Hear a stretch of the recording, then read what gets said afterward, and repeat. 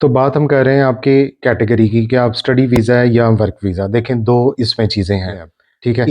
अगर आप नहीं पढ़े लिखे, आपने मैट्रिक पास की हुई है, पढ़े लिखे और हैं, आपने मैट्रिक के बाद एफएससी की हुई है, ये जो है वो 30 साल के राउंड अबाउट है और आपने एफएससी की हुई है, आपने बैचलर किया हुआ है, तो फिर मैं आपको रिकमेंड करता हूँ कि सीधा वर्क वीज़े की तरफ जाएँ। ये जी इनका डिज़ाइनर आउटलेट है, जहाँ पे हम आए हैं। और ये देखो जी, हम यहाँ पे सारे शॉपिंग ब्रांड्स हैं। मैं आपको दिखाऊं, उसमें नाइकी है, उसमें बॉस,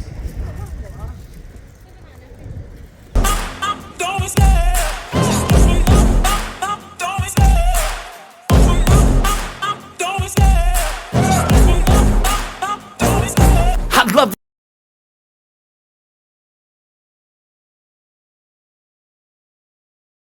एक है आपकी एज और दूसरा है आपका स्टडी गैप, ठीक है? अगर आप नहीं पढ़े लिखे, आपने मैट्रिक पास की हुई है और आपकी एज जो है वो तकरीबन 20 साल से ज़्यादा हो गई है या 25 साल, तो फिर आपके लिए बेस्ट ऑप्शन सीधा ही सीधा वर्क वीज़ा है, ठीक है? अगर आप पढ़े लिखे हैं, आपने मैट्रिक के बाद एफएससी की हुई है, आप बैचलर में जाना चाह रहे हो, आपका स्टडी गैप जो है वो मैं कहता हूँ कि 4-5 साल से ज़्यादा नहीं है, तो फिर आप स्टडी की ऑप्शन ले सकते हो अगर उसमें वर्क एक्सपीरियंस अपना शो करो। और अगर आपकी एज जो है वो 30 साल के राउंड अबाउट है और आपने एफएससी की हुई है, आपने बैचलर किया हुआ है, तो फिर मैं आपको रिकमेंड करता हूँ कि सीधा वर्क वीज़े की तरफ जाएँ। इसकी वजह ये है कि आपका जो स्टडी का जो वीज़ा है, उसमें एक तो चीज़ है आपके ग्रेड्स, दूसरी आपकी मोटिवेशन, तीसरा आपको कि आप किस लिए जाना चाह रहे हैं, आपको क्या प्रोफ़ेशनल अपनी ग्रोथ की ज़रूरत है। अगर आप किसी बैंक में जॉब फॉर एग्ज़ाम्पल कर रहे हैं, बैचलर के बाद किसी फ़र्म में जॉब कर रहे हैं, तो आगे आपकी तरक्की नहीं हो रही, आपको उसके लिए जो है वो मास्टर्स में जाने की ज़रूरत है, ठीक है? इसी तरह जो बच्चे मास्टर्स कर चुके हैं, उनकी आगे फ़ील्ड डिफरेंट है, तो उस उनके फ़ील्ड के अकॉर्डिंगली जॉब नहीं मिली, तो उसका मोटिवेशन लेटर लेके आगे दोबारा मास्टर्स में जा सकते हैं। अब जो अनपढ़ कैटेगरी है और जिसका एज ज़्यादा है, ठीक है? उसके पास जो है वो ऑप्शन जो है वो सिर्फ़ वर्क वीज़े की है, और वर्क वीज़े में अगर तो बंदा टैलेंटेड है, अगर उसके पास ये स्किल्स हैं कि वो कैसे जॉब सर्च आउट कर सकता है, कैसे सीवीज़ अपनी जो ऑनलाइन अप्लाई कर सकता है, अपने इंटरव्यूज़ में अपीयर हो सकता है, तो वो हमेशा व्हाइट कॉलर जॉब्स के लिए अप्लाई करे जो रेलेवेंट है उसके फ़ील्ड के मुताबिक। अब जो बेचारे कुछ भी नहीं करने जोगे, जो सिर्फ़ बाहर जाने के ख्वाहिशमंद हैं और जी लेकिन उनके पास कोई हुनर है। हुनर में मैं पहले भी वीडियो लगा चुका हूँ आपको, इसमें आपके वेल्डर की है, इसमें आपकी दूसरी जो भी स्किल्ड कैटेगरी की जॉब्स हैं, कोई भी बड़ी अच्छी आपको उस किसी के काम का हुनर है, आप बुचर बहुत अच्छे हैं, आप जो है वो आपको ये शीशे ग्लास कटिंग का काम आता है, आपको कुछ, तो उस कैटेगरी में जो है वो अपना वर्क वीज़ा अप्लाई करें, उनके हायर चांसेस होंगे, ठीक है? और ये एक बेस्ट वे है उनके हिसाब से कि आपको किस कैटेगरी में फ़ॉल करना है। अगर कोई कहता है कि जी मैं स्टडी वीज़े पे जाना चाह रहा हूँ, मेरी 30 साल उम्र है और मैंने 2000 जो है वो 10 में बैचलर किया था और अब उसको गैप 15 साल हो गए हैं या 10 साल हो गए हैं, तो ऐसा पॉसिबल नहीं है, ठीक है? उसमें सीधे-सीधी जो है वो आपकी रिजेक्शन है। तो पहला पॉइंट क्लियर हो गया कि आपको किस कैटेगरी में जाना है। स्टडी वीज़े के हवाले से जब हम बात करते हैं, तो बच्चे मेरे से बहुत सारे ये क्वेश्चंस में पहला दूसरा क्वेश्चन ये आता है कि सर बजट क्या है? पोलैंड का बजट इस टाइम पे जो है वो मैं इनको बताता हूँ कि आप मैक्सिमम 5000 यूरोज़ अपने पास ये माइंड में रखें।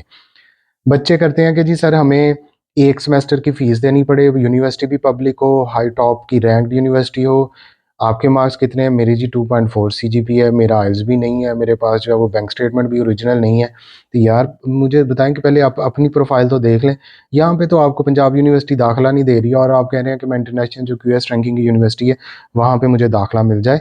तो ज़हन में रखें कि 2 सेमेस्टर की फ़ीस दे के अगर आपको फिर भी यूनिवर्सिटी आपको ऑफ़र लेटर दे रही है, तो ये आपके लिए एक बाइसे नेमत है, आपके लिए गनीमत है ये, ठीक है?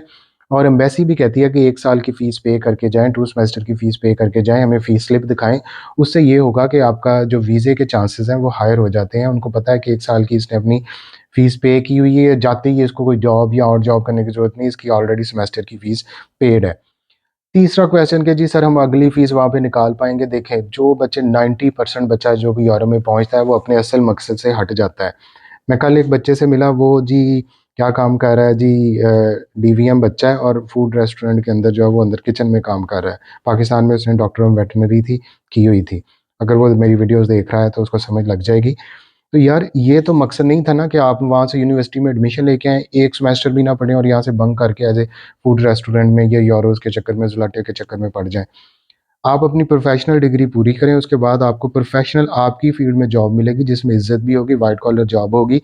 आपको आगे रेजिडेंस में भी प्रॉब्लम नहीं होगा। ये जो 2 टके की जॉब करना, फूड डिलीवरी करना, टैक्सियाँ चलाना, ये बस अपने सर्वाइवल के लिए है। और जी पीछे जी एक ईद पे आपने अगर 1000 यूरो भेज दिया तो वो बड़े राजी हैं कि जी हमारे बच्चे ने पैसे कमा के भेज दिए।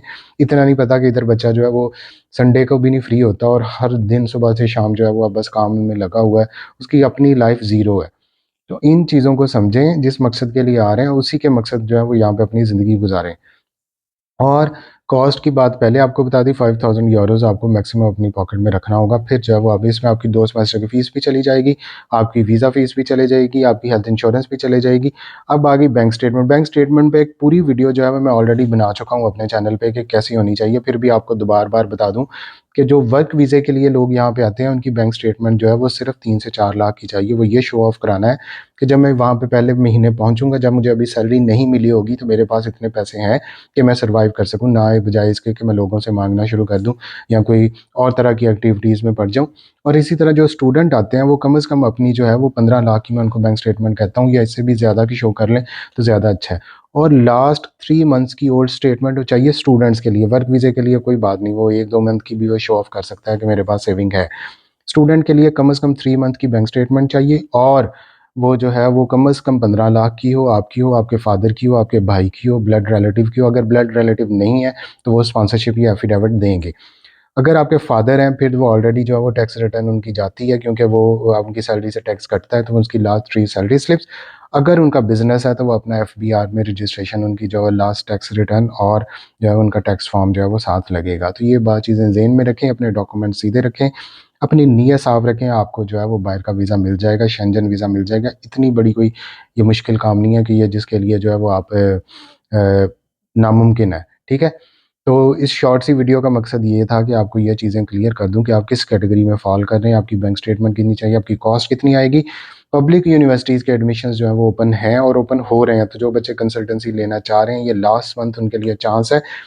अप्रैल के बाद मई में मैं कोई कंसल्टेंसी इस इनटेक के लिए नहीं लूँगा, तो इसलिए जो बच्चे भी इसमें इंटरेस्टेड हैं ये लास्ट मंथ है उनके लिए कि वो अपनी जो है कंसल्टेंसी कंफर्म कर लें। फिर नहीं आपने कहना कि सर हमें पता नहीं चला या हम लेट हो गए या हमें, तो बार बार इसलिए इस टॉपिक पर वीडियोज़ डाल रहा हूँ। और जो बच्चे मेरे से ऑलरेडी कंसल्टेंसी ले चुके हैं और जो कर रहे हैं तो उनका प्रोसेस हो रहा है, वो थोड़ा सा पेशेंस शो करें। जो बच्चा एक पे करता है तो उसका एक प्रॉपर टाइम फ्रेम है कि इसमें हमने एडमिशन प्रोसेस करना है, इसमें उसके डॉक्यूमेंट्स पहले वैल्यूएट करने हैं, इसमें उसका जो है वो यूनिवर्सिटी का सब्जेक्ट देखना है। ये तो नहीं हो सकता कि आज आप पेमेंट करें, कल को आपके डॉक्यूमेंट्स भी नहीं होगी पूरे और परसों आप जो है वो आप कमेंट करना शुरू कर दें और कहना शुरू कर दें सर जी मेरा मेरा एडमिशन अप्लाई का क्या करें। मेरा कह रहे यार आपकी जब बारी आएगी, मैं पहले भी बार-बार कह चुका हूँ कि मेरी वजह से किसी का एडमिशन रह जाए या कंसल्टेंसी है तो उसकी सारी कंसल्टेंसी फीस रिफंड हो जाएगी, इतना बड़ा इशू नहीं है।